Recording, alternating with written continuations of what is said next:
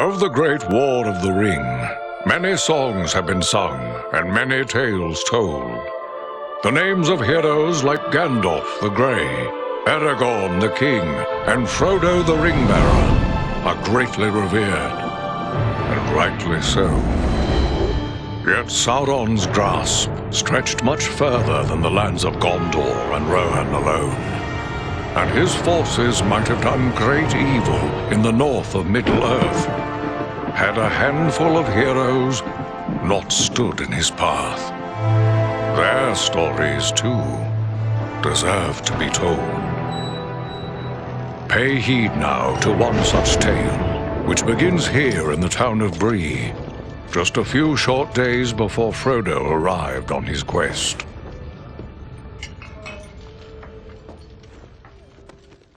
Here's another Lord of the Rings review, another startling, amazing video by yours truly.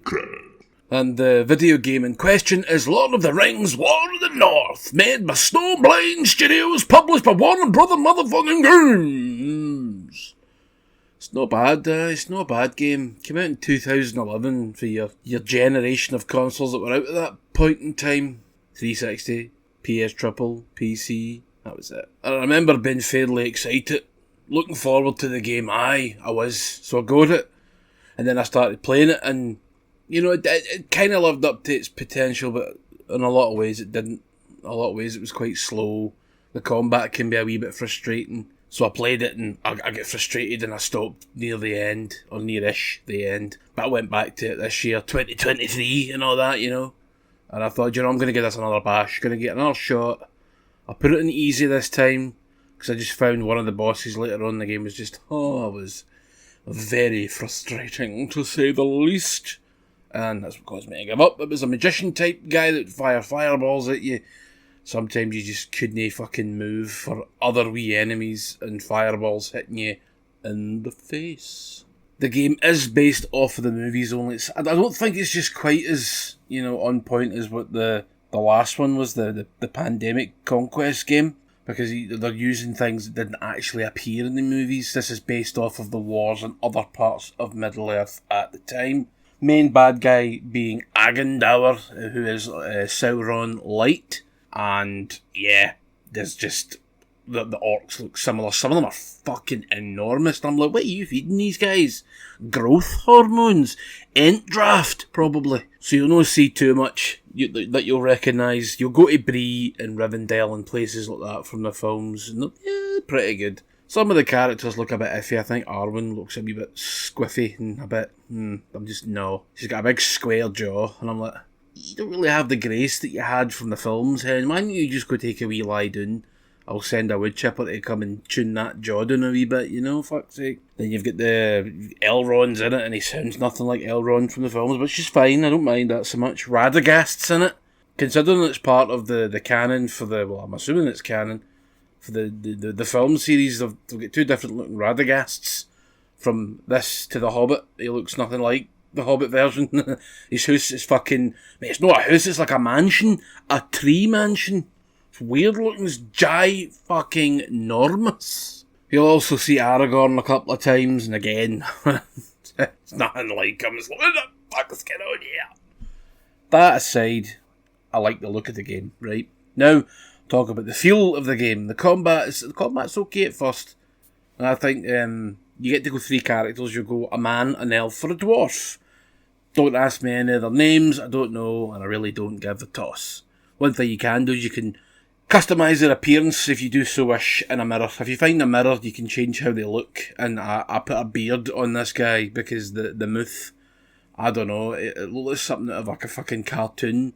He's this big, square, triangular, that doesn't make any sense, big triangular fucking mouth and this big square jaw. That's what I should have said. That's how it should have went.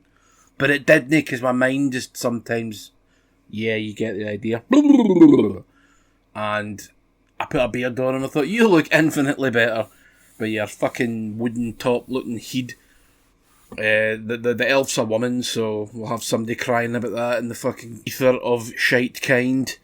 And I can't remember how many levels. There are side quests as well, but they're just more so bits in the levels that you do. You know, like, oh, I need to find the flower, so you'll find the flower while you're doing this level, because all of the levels are incredibly linear. There is an overworld map where you can travel between places. It's just little notches on a map. Doesn't really look anything spectacular. Voice acting, some American accents in there. No, I'm not a fan of that shit. There's no American accents in the fucking Lord of the Rings. There are American actors, but they don't speak with American accents. So to hear my Dunedain Ranger, speak with an American accent, a shite one at that, it's very distracting and puts me off. You'll speak to eagles in the game, I know, by the way. Oh, and the game's quite gory. You'll get kill moves that will remove arms, legs, heads. If you use the ballistas, sometimes they'll just fucking explode into a mound, a mince of guts. I do like that right enough. That's pretty good. It's violent, which is good, because it should be. If you swing a sword at somebody and it hits them in the forearm, that is coming off and that blood is going everywhere. So the combat's no bad up until, you get the bigger enemies, then it just becomes a bit spongy, like sword sponges, I suppose. And it sort of degenerates a wee bit and it's not as fun, because they don't even really react half the time, so you need to put in your stats into your strength and that, and it's got RPG elements, wonderful. And then sometimes you're just like, I'm knocking fuck at these people and nothing's happening. Oh, the weapons, your armour, it's all got durability for some bizarre reason. Even though it's not really that kind of game. It's not that kind of game. It should just have been approached as a sort of arcade brawler, like the Return of the King of the Two Towers games on the Xbox, PS2, GameCube. That's what they should have done. But they didn't. They decided to make it RPG. Too much RPG in that mix. So what if you've only got one fucking sword, and it's like, oh, it's about to break, you're like, well, now what the fuck do I do? So now I need to carry multiple weapons with me. Which isn't fun. One of the best bits in the game though is when you go to the Barrow Downs, and you get to see zombies, basically. That's what they are. They're zombies. Possessed zombies and sorcerers that fire rocks at you endlessly. The boss fights aren't actually all that fun. They're just kind of frustrating. I know I sound right down in the game, but it isn't that bad. It's just not that good either. It's very mediocre to not bad. It ebbs and it flows.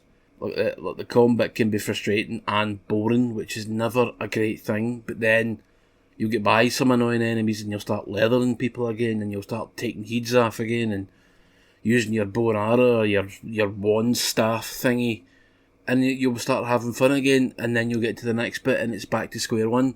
So that's the kind of game it is. It's what you've got. This was before the Shadow of Mordor games, which are fucking excellent.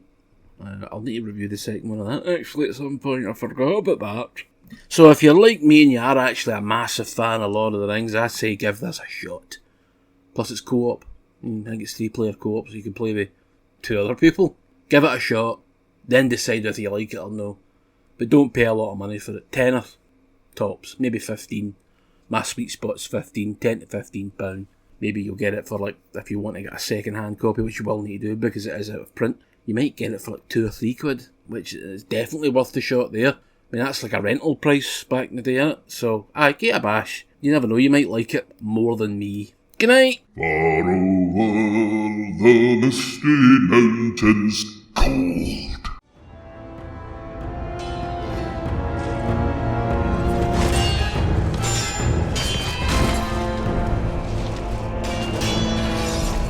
You should have fled Middle-earth with the rest of your cowardly kin, while you still had the chance. We flee from nothing, least of all you, lackey of Sauron. Fools! I am the right hand of Sauron. I will see your precious Rivendell burning, and your mongrel father hauled before me in chains. You will do nothing. Your plots end here. My work is only just beginning. Do you think you two alone can hope to stop me? They are not alone. Don't look for your guards. They won't be coming. Fornost means nothing. You haven't won anything here.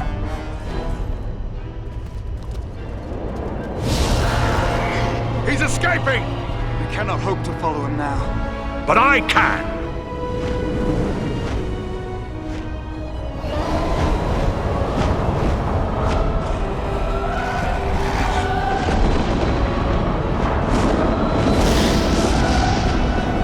sorcery of Sauron! This is no natural storm!